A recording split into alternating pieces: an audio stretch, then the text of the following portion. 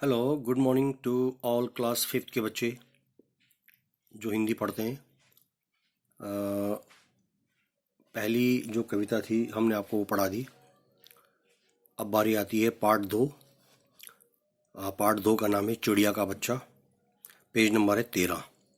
Page number 13 पर है चिड़िया का बच्चा पार्ट दो।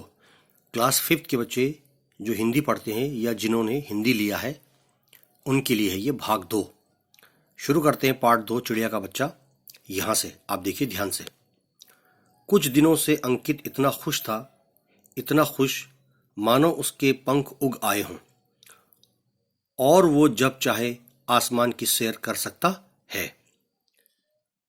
जब से एक चिड़िया और चिड़े ने उसके घर के आंगन में दीवार की खोखल यानी दीवार के उस खोखले हिस्से में अपना एक घोंसला बनाया, तभी से वो उसकी ये हालत हुई है कि ऐसा लग रहा है वो बहुत प्रसन्न है, बहुत खुश है और जब उसका मन चाहे वो आसमान की सैर, आसमान में उड़ना चाहता है। आंगन की दीवार में एक ईंट की जगह न जाने कैसे खाली रह गई। बस चिड़िया को घोंसला बनाने के लिए वो जच गई। कभी कभी ऐसा होता है कि कोई सुराख दीवार में रह जाता है तो परिंदे वहाँ पर, चिड़िया वहाँ पर अपना घोंसला बना लेते हैं। उस परिंदे को भी वो जगह अच्छी लगी और उसने वहाँ अपना घोंसला बना डाला। और अब तो दिन में 50 चक्कर उसके लगते हैं। चिड़िया कभी वहाँ दाना ले जाती है, कभी तिनके लाना, कभी घास, कभी सुतली, कभी फूस, कभी कुछ और, क्योंकि वहाँ पर बच्चे दिए तो उस घोंसले में कुछ न कुछ ले जाते हैं। अंकित को मानो दिन भर का काम मिल गया हो। दिन में 20 दफा कई बार मेज पर चढ़कर उचक उचक कर देखता है कि चिड़िया के घोंसले में कितना काम बड़ा है, आगे क्या क्या नई चीजें आ रही है और उन्हें कहाँ कहाँ जचाया जा रहा है। अब दिन में अंकित को बहुत सारा काम मिल गया है कि चिड़िया किस तरह से घास ला रही है, तिनके ला रही है, अपने बच्चों के लिए दाना पानी ला रही है, घोंसला कैसे बना रही है। ये तमाम काम उसे हर रोज एक नया कार्य मिल गया है। वो उस काम में बहुत मसरूफ है, बिजी है। और ये सब देखकर वो दौड़ा दौड़ा माँ के पास जाता और घोंसले की ताज़ा समाचार माँ को बताता, यानी माँ को उस घोंसले के बारे में सारी डिटेल, सारा खबर अपनी माँ को बता देता। फिर खोद खोद कर माँ से सवाल पूछता, डिटेल में अपनी माँ से सवाल पूछता, प्रश्न पूछता। माँ, चिड़िया ये क्यों करती है? परिंदे ऐसे क्यों करते हैं? चिड़िया के घोंसले में अंडे कब आएंगे? कब आएंगे चिड़िया के बच्चे? वो बच्चे कब पैदा करेगी और वो बच्चे कब बड़े होंगे? आदि सवाल अंकित जो है वो अपनी माँ से पूछता है। ठीक है, अब आ जाइए इधर। यहाँ पर थोड़ा सा, यहाँ पर ये ज़ेरॉक्स नहीं, धुंधला है, मैं पढ़ाने की कोशिश करूँगा, आप फिर भी ध्यान से देखिए। अच्छा, कुछ दिन पहले ही चिड़िया ने वहाँ अंडे दिए।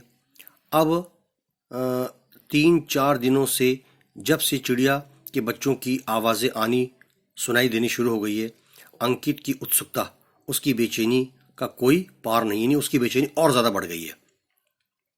वो उछल कर मेज़ पर चढ़ता है, बड़े गौर से चिड़िया को अपने बच्चों के मुंह में दाना डालते देखता है और कूद कर फिर नीचे खड़ा हो जाता है। ये दिन का हर रोज़ दिनचर्या उसकी बन गई है। किस तरह से चिड़िया आती है, दाना लेके आती है, पानी लेके आती है, उसके बच्चों को दाना पानी खिलाती है। पढ़ते पढ़ते उसका ध्यान उचकता है और वो झट मेज पर खड़ा होकर चिड़िया के बच्चों को देखने लगता है। आगे देखो। सुबह उठते ही उसका पहला काम यही होता है, मेज पर खड़ा होकर चिड़िया के बच्चों को ची ची करते हुए देखता और फिर खुश होकर अपने काम में लग जाता। वो स्कूल जाने से पहले चिड़िया के बच्चों को टाटा यानी बाय बाय कहना नहीं भूलता था। शाम को स्कूल से आते ही बस्ता अपना बैग सीधे फेंक कर सीधा वो मेज पर खड़ा हो जाता। चिड़िया के घोंसले के आगे ऐसे खड़ा हो जाता मानो अभी अभी दुनिया का सबसे नया और नायाब तमाशा यही होने जा रहा है। तो ये तमाम चीज़ें जो हैं चिड़िया के बच्चे के बारे में लेखक ने हमें बताया है और उसके बारे में भी हम पढ़ रहे हैं। तो एक बार आप फिर पढ़ लीजिए और जहां आपको समझ में नहीं आ रहा हो आप मुझे एक बार नहीं कई बार पूछ सकते हो। ठीक है, मैं आपको ये पढ़ाने की कोशिश कर रहा हूँ। इसको ज़ेरॉक्स किया है लेकिन ये थोड़ा सा धुंधला आया है। फिर भी आपके पास किताब है, आप उस किताब में देखते रहिए। जहाँ पर आपको समझ नहीं आया तो वहाँ पर आप इसे टिक कर लीजिए या वहाँ अंडरलाइन करके रखिए, आपको आगे आगे धीरे धीरे समझ में आता रहेगा। और रीडिंग अच्छी तरह से कीजिए, जितनी बार आप रीडिंग करेंगे, पढ़ते रहेंगे, आपको जो आपका रीडिंग है, पढ़ने का जो आपका तरीका है, वो बिल्कुल साफ हो जाएगा। ठीक है, धन्यवाद।